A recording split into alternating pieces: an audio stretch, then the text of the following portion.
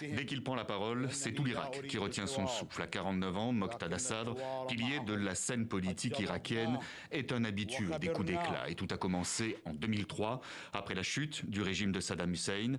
Le jeune chef religieux chiite sort de l'ombre et fait de la présence américaine son principal ennemi, comme le rappelaient alors nos confrères de la RTBF. Les soldats américains devaient reculer devant une population en colère qui voulait les empêcher d'entrer à Nadjaf et Kerbala, deux sanctuaires du chiisme. Entre les forces de la coalition et les chiites, le malentendu n'allait cesser de s'approfondir.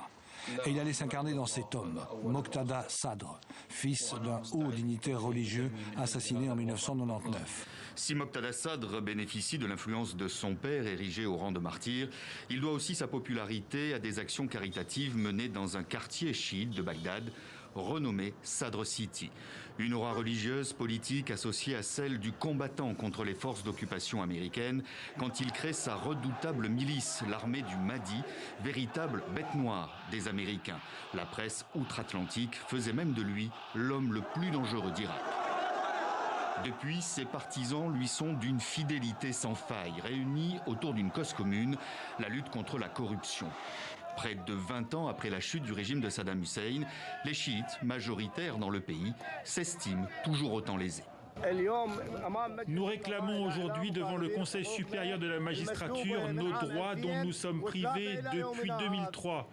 Ils ont répandu la corruption, les pots de vin, la drogue et les nominations en échange d'argent. C'est comme si l'État leur appartenait. Nous resterons ici jusqu'à ce que son éminence, le leader Moqtada Sadr, en décide autrement.